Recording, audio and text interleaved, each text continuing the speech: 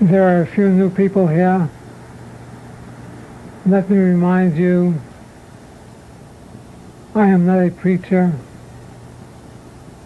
I do not give lectures. I am not a philosopher. I'm a nobody. A nothing.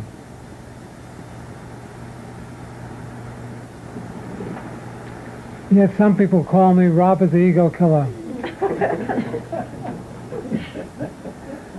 You heard of Jack the Giant Killer?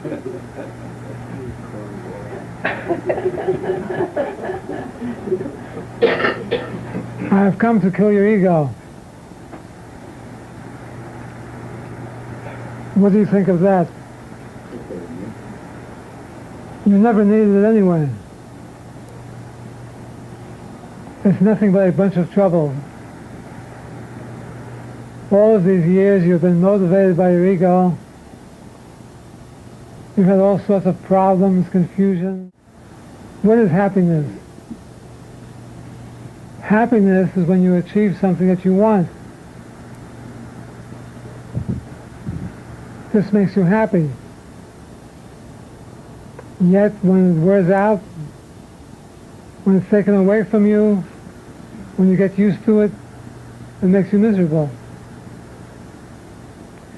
Therefore, the same quality that made you happy made you miserable.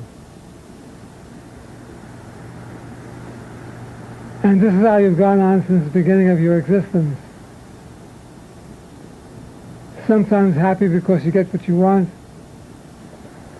Sometimes miserable because the happiness never turned into what you desire, what you thought it would be. In other words, you're like a yo-yo. You go up and down, looking for happiness, searching for happiness. You think you find it, then it betrays you, and you become miserable. So the question is there a way to have real happiness that is unchanging? Is there a way to have unalloyed happiness, uninterrupted happiness, that has absolutely nothing to do with person, place, or thing? The answer is yes. As a matter of fact, the happiness that I'm referring to is your real nature. This is what you really are. Happiness, true happiness, that has absolutely nothing to do with the world, or your body, or other planets, or anything else. That happiness may be called bliss.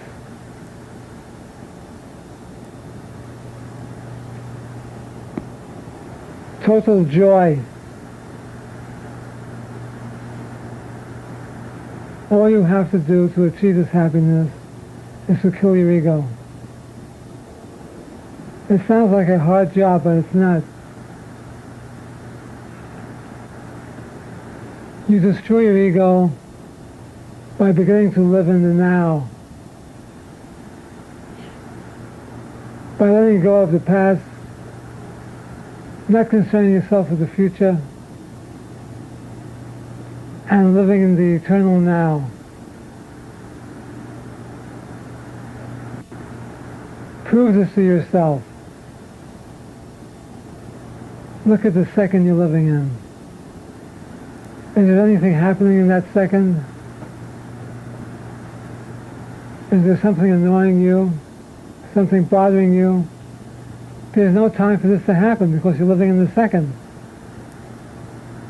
In the second in which you live right now, there's absolutely nothing happening to make you miserable, to make you happy, according to human standards. You are living in the immediate second. Now what if you were able to take that second and expand it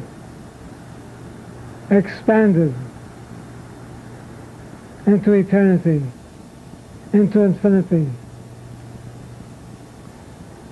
This would mean that you would be forever happy, forever at peace. But most of you begin to think about the past, you begin to worry about the future. You think about your past experiences, you bring them into your present, and spoil that second. Why do you do this? Because you've been brainwashed. You've been hypnotized.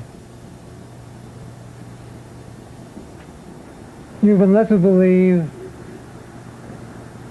that you are a body living in a world, having to make things happen for survival, going through the life, working in a job, coming home watching TV, can't wait for the weekend to come so you can get drunk, or you can go see a movie, and this is your life. This is the kind of life most of us live.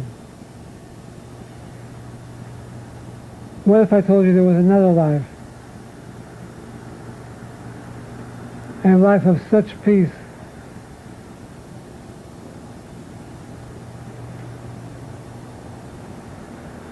a life of such bliss,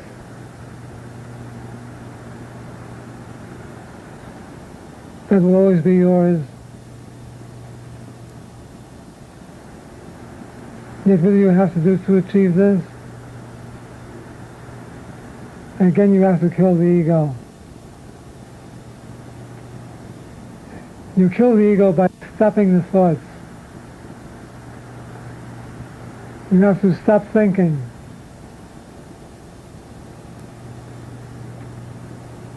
Stop thinking forever. And if you investigate yourself, you will see that your true self does not have to think. Your real self, which is consciousness, just is. It is not this or that.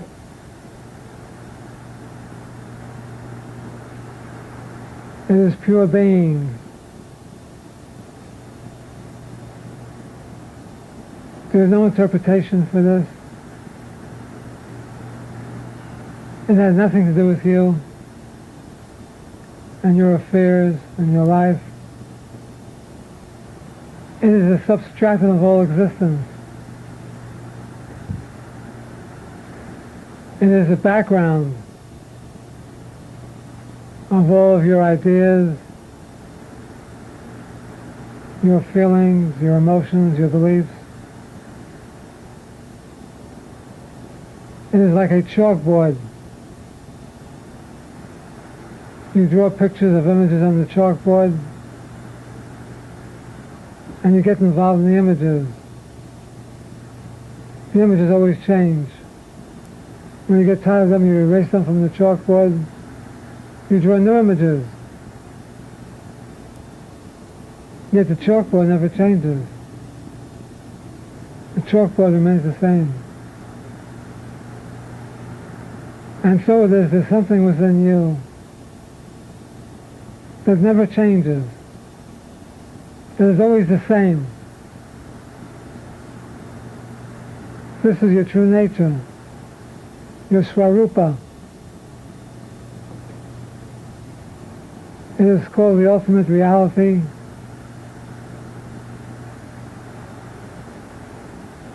It is called pure awareness.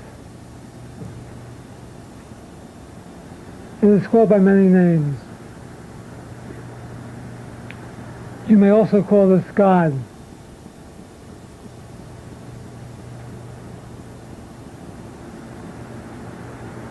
This is a substratum of your existence. When you let go, when you begin to forget about your image as a human being,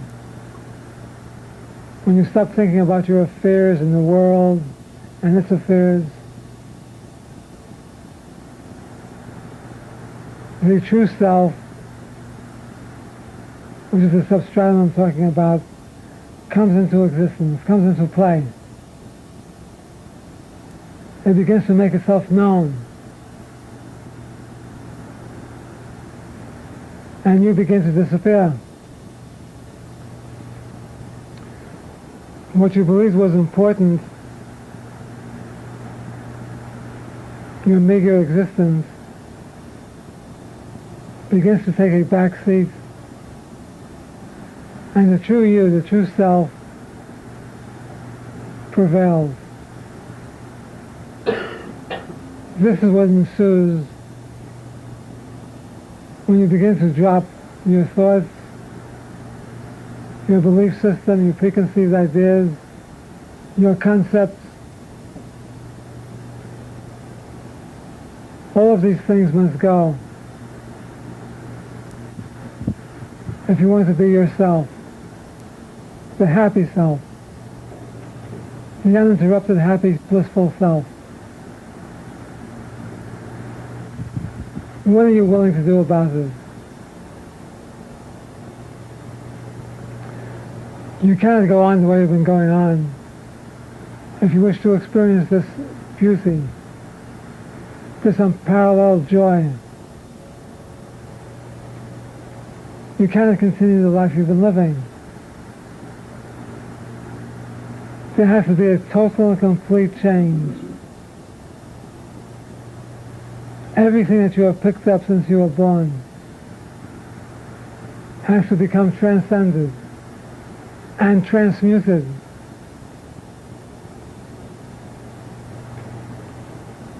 You must begin to understand that it is your mind which has created the universe, the world, and your body. What you call your mind is only a conglomeration of thoughts, ideas, beliefs. This is what we call the mind. It is this mind that makes us forget our real nature. The mind and the ego are synonymous.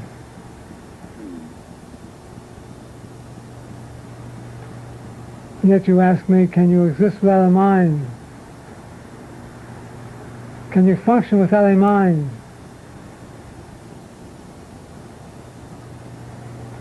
Where were you before you were born? You had no mind then, and you functioned very well. Now you've picked up the body you have, and you have forgotten that you are not the mind nor the body, and you live a bodily existence, wanting things, having unnatural desires,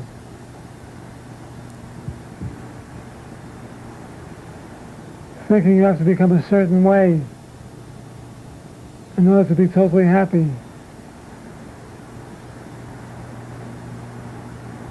Really, there's nothing to do, nothing to become in order for you to find total happiness. It's not finding something new to add on to yourself. It's letting go of everything you've been holding on to. Becoming virtually empty. Total emptiness. Total emptiness. Becoming a no one, a nobody, a nothing. Allowing all of your preconceived ideas and your conceptual thinking to dissolve.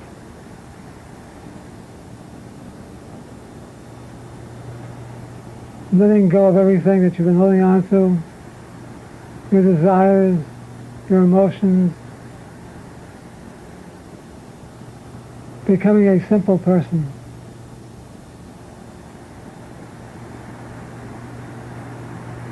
not worrying about the future,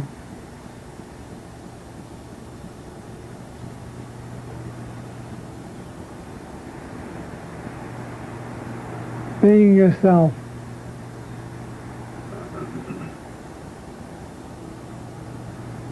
Absolute reality.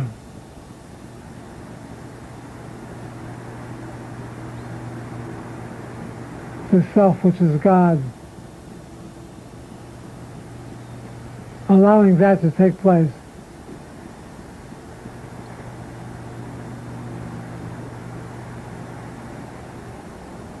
Forgetting about time and space.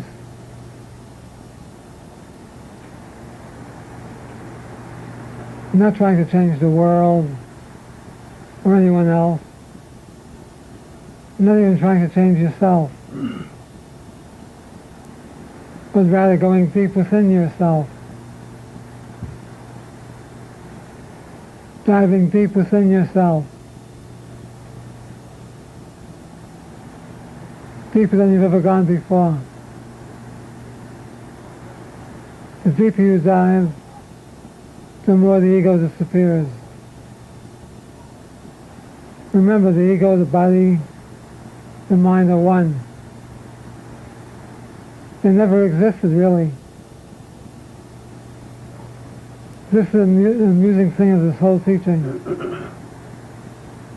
When you get to that place, when you get to that space, where the mind seems to be destroyed, you start to laugh at yourself, realizing you never had a mind to begin with. There was never an ego nor a mind.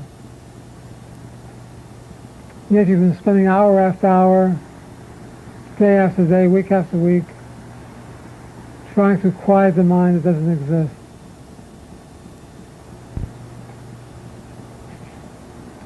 Why do you do this? Who knows? Why do you do anything you do?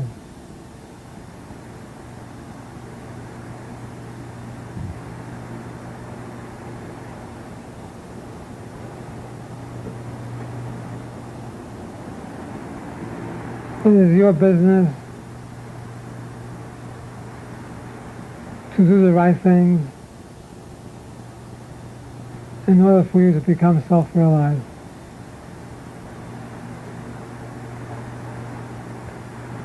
You begin this when you get up in the morning. When you first get out of bed, when you first open your eyes,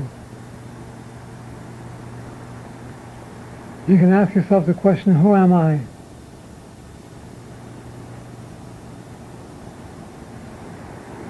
What you're really saying is, where did the I come from? Where did the I come from?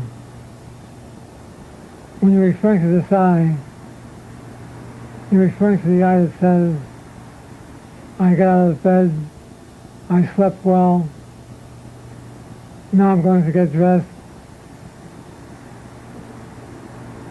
That is the I I'm referring to. Inquire within, where does this I come from? Who am I?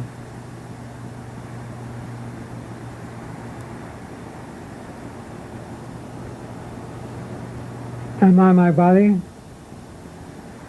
If I were my body, really my body, it would never change. But yet when I was a little baby, I shed into a little person, then to a big person, here I am now, and I keep changing every day. Therefore, how can I be real? But when I look up the word real in the dictionary, it means something that is unchanging. Something that has never changes, something that stays the same. So I cannot be my body. Am I the mind that thinks? Again, I cannot be the mind that thinks. For the mind keeps changing itself every second, bringing me different thoughts. good thoughts, bad thoughts, fear thoughts, happy thoughts. Again, this is not real. So am I part of this world? Well, the world is the same way. It keeps changing, changing, changing constantly. Constantly changing. So I cannot be the world. Therefore, who am I?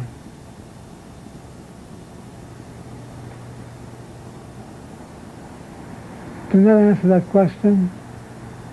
Just ask it.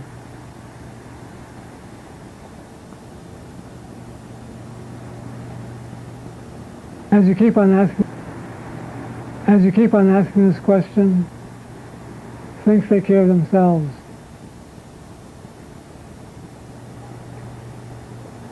As you go through your day, remember to ask the question over and over again. Keep inquiring over and over again. Who am I?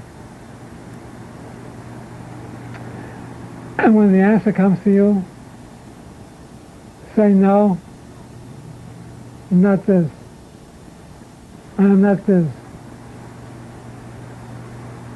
All kinds of answers will come to you.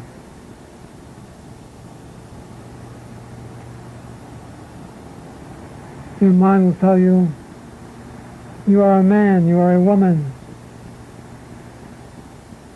you are a working person, you are retired, you are going to school. And always catch yourself and say, no, I am not this. For it is not permanent. How can I be something which is not permanent? As you keep inquiring this way, something profound begins to happen to you. As you keep doing this day after day after day, you start to feel joy for no reason at all. You start to feel happiness for no reason whatsoever. You start to feel peace. Where there is conflict in the world, man is in humanity is a man. There may be conflict in your life, but you begin to feel peace. For the inquiry that you are doing is putting an end to the mind, to the ego, little by little by little.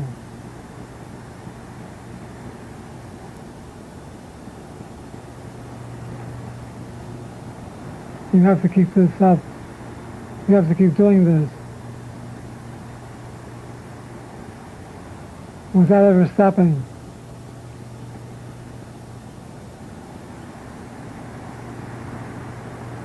As the thoughts come to you, as your mind is full with thoughts, you ask yourself, to whom do these thoughts come? You inquire, who's thinking these thoughts? I am. Then who am I?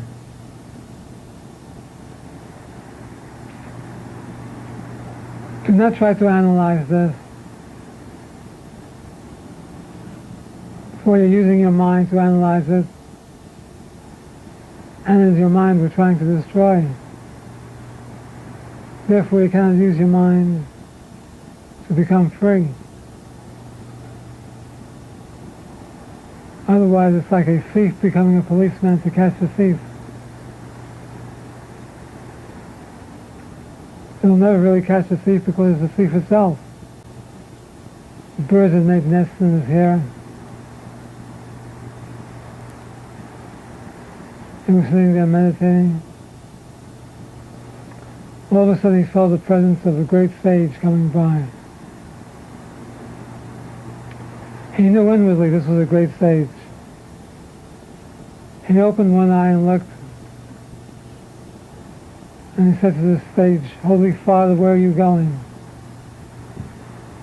The sage said, "I'm going to see God." The monk replied, Holy Father, when you see God, would you please ask him for me how much longer I have to sit here in meditation before I become absolutely free? Before I become liberated? The sage said, yes, my son, I will. Walked down the road, there was another monk about a mile away, also sitting in meditation. He apparently had also been sitting for year after year. His hair had gone into the street. He was in total silence. He felt the presence of the sage also. He opened his eyes and he said, Holy Father, where are you going? The sage said, I'm going to see God. Will you please intervene for me and ask God how much longer I have to sit like this before I become liberated? The sage replied, yes, my son, I will. 6 months passed. The first monk was sitting in meditation as usual. He again felt the presence of the sage. He opened his eyes and he smiled and he said, have you seen God? Yes, my son. Did you ask him for me how much longer I have to meditate this way before I become free and liberated? Yes, I did. The monk became excited. What did he say? How long do I have to sit here? The sage pointed to a tree. He said, you see the leaves in that tree? God told me that you have to reincarnate as many times as there are leaves on this tree before you become totally liberated. The monk became upset. He became hysterical. He said, what? I've been meditating like this all these years, and now you tell me this? To heck with this. I'm going to town to get drunk. And he brushed himself off and left for town. The sage came to the second monk. Again, the second monk felt his presence, opened his eyes, asked him, Holy Sir, did you ask God how much longer I have to sit here? The sage told him the same thing. Yes, he said, you see the leaves on this tree? You have to reincarnate as many times as there are leaves on this tree. But this monk reacted quite differently. He started to dance and to sing. And he said, thank you, God, it's only one tree. And the sage said to him, my son, you're already free.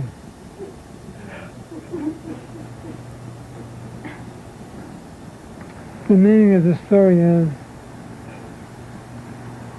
do not look at time, do not look at space, do not look at other people, do not wonder about how many times you have to come back to this earth, when you're going to be reborn as a frog, or a tree, or go to a different planet. Forget about all these things. Your job is to dive deeply into yourself. Forget about the world. Why do you forget about the world in this teaching? For when you discover yourself, you will see that you are the world. You are the world. You yourself are this world, this universe.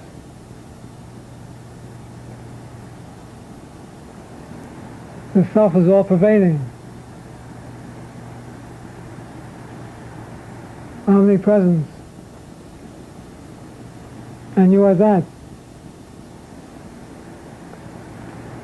Therefore, when you become a peaceful person, a happy person, a real person, a true being, the self, what will you see? You will see the self, you will see a mirror. You have become a mirror, and the world is a reflection of you. Consequently, wherever you look, you will see yourself. And what is yourself? The happy being I was referring to. The peaceful person I'm talking about. You are that. So wherever you look, you see yourself. And this makes this world a beautiful world in which to live. For you are creating a world of peace such as yourself, and harmony such as yourself. This is why in Advaita Vedanta we do not look at the world. For we realize we're only seeing ourselves where we are. If you see problems in this world, if you call this a mean world, something wrong with this world, you're just seeing your image. This is you. So change yourself. Not other people, not the world, but yourself. Do what is necessary to become totally free and liberated. For I fool you not when I say, you are the absolute reality. You are Satchitananda. You are ultimate oneness, Nirvana. You are the Buddha. You are God. You are free. You are that.